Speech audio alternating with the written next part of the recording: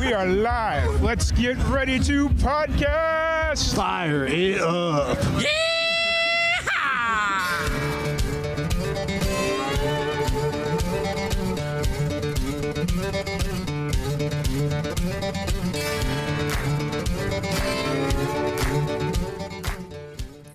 Welcome back to another live and amplified IndieFusion Podcast. I'm your host, Tom Kwiat, and we're back at it again with another amazing podcast.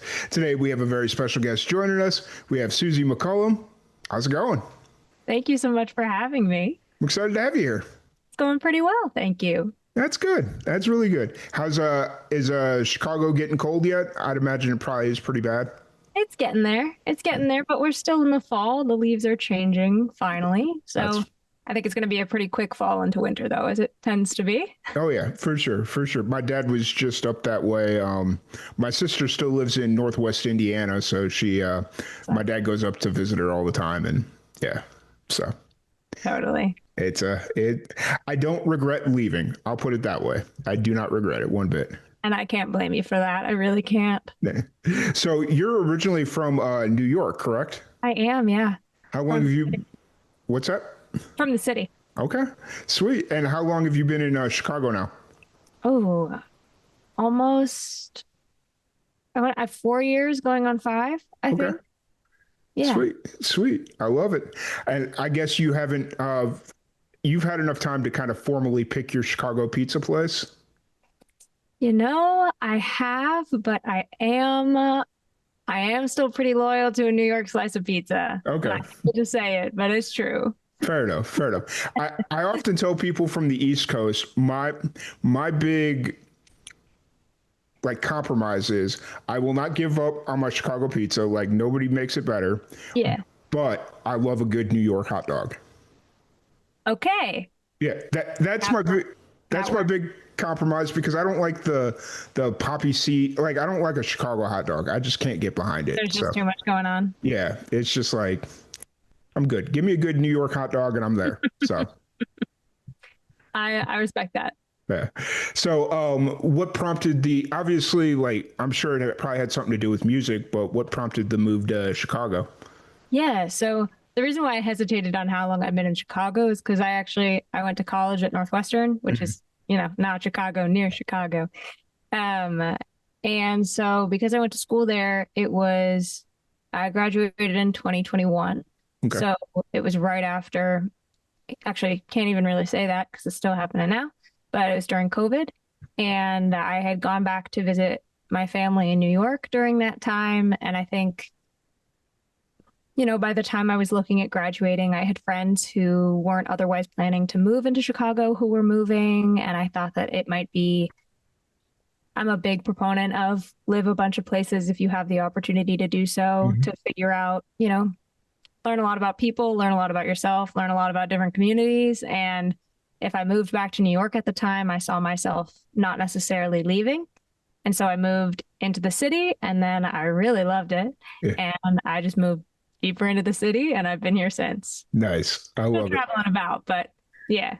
I got you. And I'm guessing you were playing music back in New York before you even came to Chicago? So I wasn't. No? I've always studied music. I studied voice when I was in high school, and then I went to college for theater and for politics, for international affairs. And I was always writing music during that time, but it was very much just for me and a select close friends. And I didn't play guitar at the time. I actually taught myself during the pandemic when I was visiting my family in New York.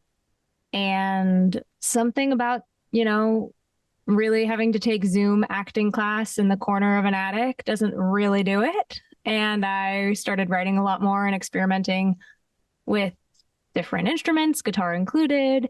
And by the time we got back to school and classes were happening, it was something that I was very excited about and very excited about sharing.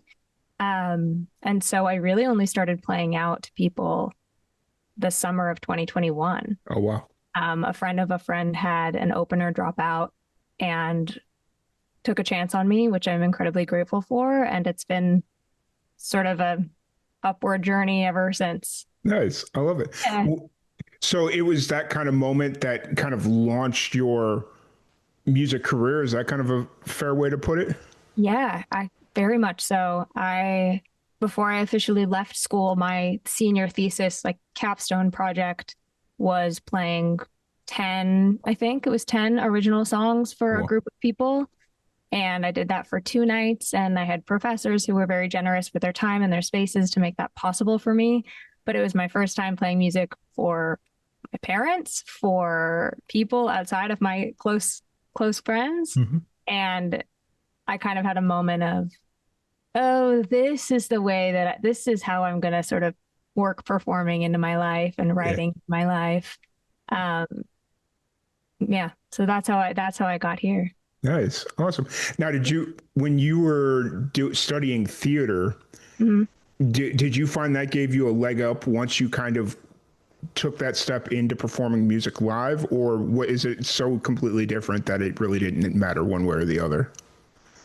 I think it definitely has helped in it's different going on stage and doing material someone else has written about a Mm. character that's not you than standing on a stage and saying, "Hey, here's my entire psyche and emotional well. I Yeah. hope you enjoy it. It's all true."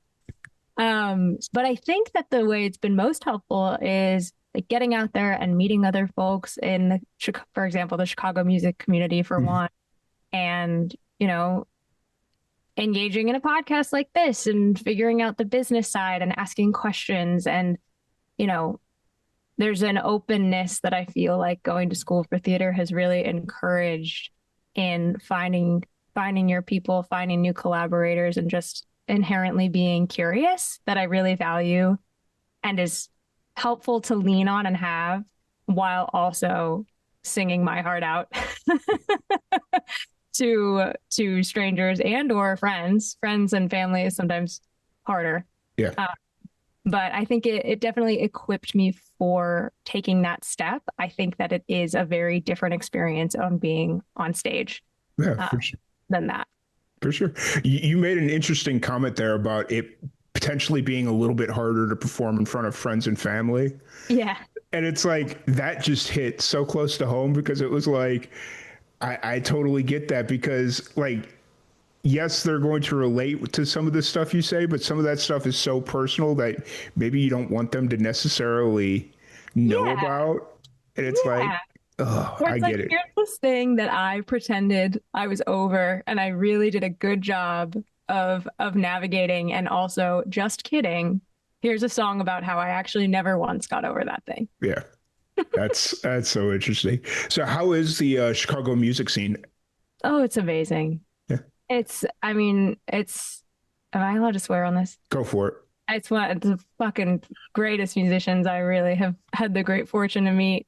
And very welcoming, very, I didn't know a lot of people really at all. And I started working at a music studio. I Mm. also am an engineer and producer, which is also not something I really saw for myself, but I'm thrilled to be here.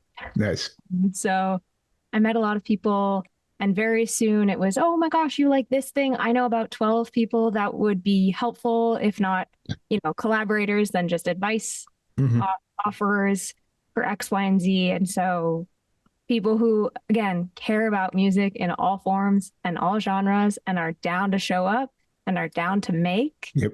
and are pretty like inherently collaborative in that way. Yep. And that has been, I think I feel like I've won the lottery in terms of being a new artist, which I so wildly am, and feeling like there are folks in kind of every lane of creation that I could turn to for advice and support. Mhm. And knowing that that's mutual because that's how I work too. It's been really, really special. Nice. That's the one thing I regret. I wish before I left Chicago in 2012, or Mhm. well, technically 2009, because I went to school in Southern Illinois. So I Got technically, it. Got it. technically 2009, but I wish I would have known about the music scene, like that there was like an actual scene, because everybody that I knew that played music, it was like their band and that's what they did. And there was like a few people, like I had a buddy that had a ska band and that's all that they did. And that, you know, so it was just like here and there. I didn't know there was like a whole scene in Chicago. Yeah. So, Yeah. but Definitely. even then, back in like 2009, it probably was a completely different thing, you know? So awesome. So you've been in Chicago now roughly 4 years, but realistically longer. Yeah. Do you have plans of staying in Chicago, or do you see yourself possibly going back to New York, Nashville, or? So I, as much as I love living here, I threaten to leave, I think, about every time I am faced with re-signing my lease. And I'm like the girl who cried move Mhm. because I've said that and then Mhm. I've never done it. Mhm. And so I really can't answer that. I don't know. Sure. I am very fortunate that I get to visit my family in New York quite often. They're all there, both my parents and my brother. Mhm. So that's a pretty sweet deal. Nice. I went to Nashville for the first time this year, loved it. Also, just so, there's music everywhere. So how Yep. can it not be inspiring? And that was great. I threatened to move to London this year, which Oh, I was very excited about. I think it's a fabulous city and also a really cool music city. And I'm still here. So, nice. I don't know. I'm super open to it. Like I said at the start, Mhm. I'm a huge proponent of live in other places if you can. Yeah. So we'll see. We will see. Well, if you're not careful, that's how you're Yeah. going to end up living in Chicago for the next 20 Oh, years. I know. Because that's essentially what's happened to me is for the last 4 years, I've threatened to leave Central Texas Yeah. and then I've just never done it. You know, so it's just like, I'm leaving. It's time for me to go somewhere else. And then 6 years later, here I am. And here I'm you still are. here. I'm still here. So, And it'd be like that sometimes. right. Yeah. So in New York, what borough are you from? I'm originally from Manhattan. Okay. Sweet. Yeah. I had to ask because that's like the one thing that I can ask specifically about New York and have somewhat of an idea. Yeah. I So, appreciate it. yeah. So, growing up in Manhattan was like, is that where you grew up? Like born, raised, all that stuff? But yeah. Okay. Born and raised. Was music kind of always there? Was your family musical or? Yes. My dad works in theater and my mom worked in theater. Both of them grew up being performers, and then my dad went to the more commercial business side, producer side, and my mom was an actor and then raised me and my brother. So we also grew up with all of their friends are in the arts Yeah. and creatives across every definition of what that means. Hmm. And so yeah, it was always around, and both from them and also just the community that we had built. Nice. And of course, was listening to music all the live long day, Right. and seeing theater, and it was just very influential. And very influential. I look back on that time, and as a lyricist and storytelling, I take a lot of that from theater. I think about that very often when I'm crafting a song. Hmm. I think my latest song is a great example of that. So there was a lot going on in the Right. house musically. I love it. You know, I think that's such an important part is like the growing up with music and just kind of pulling from all those different inspirations because it's not like when our parents grew up. Like I always remember listening to my mom or my dad talk about the music they listened to or that their parents listened to when they were growing up, and it was like the same kind of music. But then you look at like I grew up in the 90s, and so just kind of like my dad was more piano, jazz, you know, that sort of thing. And then you'd go into my mom's car and it was like classic rock, like the Monkees, the Beatles, stuff like that. And then I'd go into like my friend's car or visit my friend's parents and they were listening to all kinds of different stuff. So it's just like, it's really cool to kind of see all that different influence come into play. Yeah, for sure. So, And there was a lot of that too. Like my dad's favorite band is the Beatles, and we were listening to a lot of Nora Jones and Joni Mitchell and singer-songwriters and Sarah Bareilles, and then, Stevie Wonder and show tunes and all of that came into the mix outside of just the show tunes. Yep. Fair enough. We'd range everyone. Nice. I love it. And so you brought up your latest single, Hmm. Abigail. Yeah. How long has that song kind of been in the works? Oh my God, years. Like, I don't think it's that long. And then I'm looking through my camera roll to try and share videos or images from the process, which I'm already not really super skilled at making sure I have. And it's like, oh, check out this video from, February 2024. And it's like, huh? And it's beyond that. Also, I Yeah. think I wrote it in fall of 2023, or at Oh, least wow. part of it. And then nailing the production down and the journey I wanted it to take was a very long process. So I will look on that fondly. I look on all of it fondly, really, and how long it took. But it's been around in my brain for a minute. So I'm very excited. It is no longer mine. Fair. And how does it feel? It's been out for what, a couple weeks? Yeah, almost, I think Two, almost almost. 2 weeks. Yeah. Yeah. How does it feel to have it out in the world? Oh, it feels fantastic. It clears a lot of brain space because I was also working on the mixing and the technical side of it, where I now have a lot of other space in my brain for other tunes that I'm working on to hopefully roll out. I won't say hopefully, to roll out Yes. earlier. Exactly. Um, and so it feels nice. And also, I think it's different. It's different than the stuff that I had put out a year ago, and I've not put anything out in a year. And it's a marker of a different chapter of my sound, and I think that's really cool. And people seem to really be enjoying it, which is nice. Yeah. Which is nice, and Nice. I'm really proud of it. So it feels nice to be able to like, okay, I'm letting go. I'm letting go of it, and it's just as I said, it's now not mine, Yeah. which I love. Fair. And is this all building towards like a bigger project, or do you just kind of see yourself staying like singles and whatnot? It's a great question. I have a handful of songs coming down the line that are all very independent to me, and I'm releasing as singles. But I also think that because that's the nature of each of them, putting them on a fuller project might be really cool. Just Yeah. a mark by spring of 2026 and say, hey guys, this is what I've been sort of fucking around with for the last 3 years. Enjoy. Nice. And then we'll move forward. Yeah. So Abs. that's I want to say yes, it's going to build to a larger EP in the spring. Fair. Uh, and I say that as both, yeah, there's truth, but also a bit of a challenge to Yeah. myself. Well, what I love about the way you answered that is you're allowing it to be natural. Like, let it just come naturally. Like, if Abigail itself isn't necessarily a part of that project, you have the mindset of, yes, I want to release another EP or even go further and release a full length project, like whatever.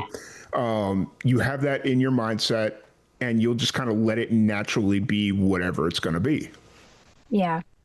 I So, try to keep that mindset generally when making things, mm, because I think if I don't have that approach, I think there was a time of my life where I wouldn't necessarily have been as available or as excited about that mm, approach. But it really just helps, the music making channels stay clear and exciting right. and meaningful instead of, not that I don't, follow up on deadlines, and I'm in competition with myself, really, but it helps me, you know, have not get as stressed out as I would normally, um, about just making music, because it's a really different thing when you go from writing songs for you to process what's Hmm. happening, and when that shift of like, well, now I'm making music and I'm making it for that same reason. And also there's an audience, and also there's an industry, and also there are listeners, and also people have things to say. And so that is, at least for me, was a really huge shift. And so as much of the cap I can keep on of, this is still how you process things, this is Hmm. still how you make things, this is still, you know, coming from your heart, the easier the process and I get along. If Nice. that makes sense. Yeah, oh, 100%. Now, are you like recording and producing your own music, or will you go to like a studio somewhere in town? I go to a studio. I work at Audio Tree Studios Hmm. in Wicker Park. And my friend Joe, JG Shatted on all streaming platforms, amazing instrumentalist, producer, songwriter. Um, we've been collaborating since I started putting music out. Nice. So he's been my guy on my first EP and this song and a bunch of other songs down the line. He's the best. And his studio actually is in that same building. So I'm Hmm. in that building all the time. Yeah. And I record, if I'm not recording in Joe's studio, which is Gentle Bear Studios, then Hmm. I'm recording in Audio Tree on the third floor. And I collaborate a lot with the lead engineer out of that space, Rick Fritz. He's awesome. So Nice. yeah, it's all in the same house. It's very rare that I will be recording things that aren't demo Mm. status in my apartment, just because my capabilities technically are more limited. Mm. Um, and I'm of the proponent of, if there are two fabulous studios with a lot of outboard gear that I can utilize, I'm gonna haul my ass over there. Oh yeah. Well, and it's part of that creative process because Yeah. if like I understand the thought process and the idea of being 100% solo, independent, doing everything yourself. Like I see the logic, I see the point, but when you're making music, some of the best times I've ever had hanging out with musicians is watching them do Yes, the the creative thing. Like that's the best way I can word it. So totally. Also, like, it's so fun to make music with other people. Don't get me wrong, I have a great time with myself, but sometimes I want to be with others. mhm. Most times I want to be with others. Yeah. Um, 'Cause that's music, honestly. Yeah, it's a communal thing, like 100%. Yeah, That's definitely. Yeah, well, exactly. yeah. Exactly. So where are you kind of at show wise right now? Are you playing pretty consistently right now, or I've got a show coming up this Friday, which is awesome. I haven't done a big show since I haven't done a show since August, to oh be well, completely honest. I spent a lot of time. I was away for a lot of September. I do a lot of production coordination work for musicians and tours and stuff as well. And so I was on the road for the first nice, couple weeks of September. And for another one, I'm a freelancer of so many things, too many things, one could argue. But I was so traveling like all of yeah, September for various different jobs. And in October, I sometimes I still do theater, Tom. It's true. nice, And so I did a developmental workshop for a new musical, and then it was the end of October. And so now it's November 3rd, and my tune is out, which is so dope. And I'm like prepping to get back into hmm, some shows. I've got a show on Friday. I've got a show next Monday in LA. So I'm hopping out there for a few days and just booking as I go. Really nice, looking, I mean, we're basically at the end of the year, so I'll yeah, have a lot more in 2026 to share, which is exciting, but that's how I'm wrapping the year up. right, right, right. I was Yeah. sitting there looking at my schedule. I was Oh like, no. I'm sitting there. I'm like, wait a minute, shit. We've only got 8 weeks left in the year. Like Oh, we've got almost 4. So December 7th, we're doing a 10-year showcase for Live and Amplified. And, congratulations. That's really awesome. yeah, and we've been working on it for like 8 months. And I just had the realization driving home. I was like, oh crap, we're like 4 weeks away and we've still got so much to do. Like you think you're on top of it and you're ahead of the game. And then you get down to like the last month and it's like, oh, I've got to confirm this. I've got to book this. I've got to. Oh, Oh, it's just saying it's not done. no, No. no. It's No, just it couldn't possibly be. It would be no. too simple. Be way Yeah, too simple. right. I 100% agree. So, Yeah. so we open the podcast with this question, and we're going to end it in a different way. What Okay. What is your New York slice of pizza, or where do you get your slice of pizza in New York? Well, this is gonna sound like a cop-out answer. Okay. But I used to live next to a place called Hot and Crusty. Okay. Like the place next to my house, it was there for forever. Hmm. And it closed during COVID. Oh, wow. And so there are a ton of great places in the city. But that was my favorite and Nice. it's gone. So Nice. that is unfortunately my answer. But something about me is that I do love my New York City pizza. I'll go in and get, $1.99 pizza. It's Hmm. part of the culture, and Right. it shouldn't be $1.99. It should still be 99 cents. Right. Thank you very much. But I'm not picky. Fair. I am, but I'm not. Yeah. I mean, I eat frozen pizzas all the time just because there's no good pizza place here in town unless I want to go to like Pizza Hut or something. And I'm like, you know what? For $5, I can go get a Tombstone or whatever. And yeah, it's not great, but it's better than whatever they serve here. So Yeah. I mean, you are in Central Texas. yeah, Pizza place that is. I send pizza to you. I appreciate that. When you said you were going to give me a cop-out answer, I thought you were going to say like Sbarro or something. Oh no. Yeah. No. Certainly not. Okay. Fair enough. Fair enough. Like Ray's, you know what I mean? Yeah. I love it all. Yeah. Fair enough. So have you had Portillo's? I'm guessing you probably have had. Okay. I have, but here is the thing about me. Mhm. Is that I actually don't eat hot dogs anymore. I don't eat like red meat at all. Okay. So my Portillo's experience now, not having that in my life, is very Different. how do I say? Yes, different. I was going to say bland. Mm. I'll eat like the French fries from my friends who are actually in earnest, and Yeah. this is celebratory getting their Portillo's. Yeah.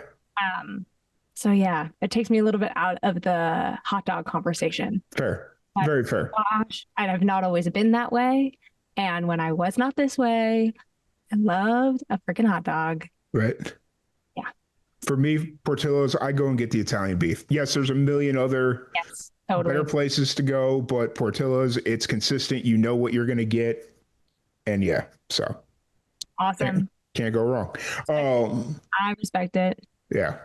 So kind of looking forward, obviously we're coming up on the end of the year here. You got a couple of shows left. What's on the books for 2026? My light just went out and now it's back. Like it was never gone. Just kidding. It's out completely. It's all good. What was your question, Tom? About what's on the books for 2026? Oh my goodness. Well, more music, more consistent music. Which is very cool. I have a couple of music video production shoots on the books for songs that haven't been released yet. There also will be an Abigail music video.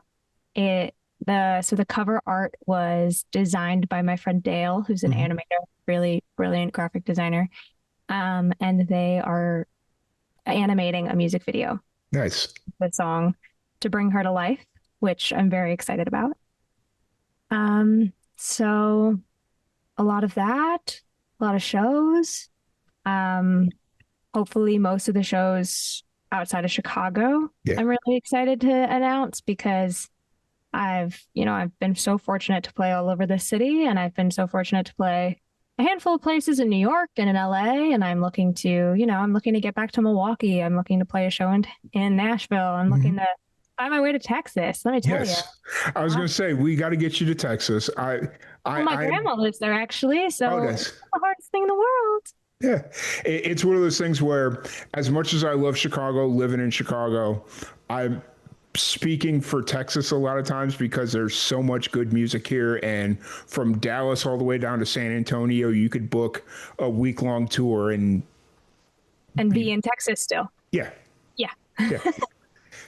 And not even be halfway through the state yet. So it's unbelievable. So but true. Yeah, it's good, it's easy, and the people here just love music. It's amazing. Yeah, true. So I'm hoping to find my way into different places and meeting new people and writing with new folks. I'm very excited. I've got some collaborations happening in 2026 that should result in some epic tunes. Nice. So I know that sounds all very vague, but I promise it'll be worth it. And that's just, grinding, doing everything I can. I love it. I love to hear it. I really do. Thanks, Tom. Yeah, absolutely. And then one thing before we wrap this up, we do it with everybody on the podcast. Since you're very new in your music career, what's something you know now that you wish you knew when you first got started? What a great question.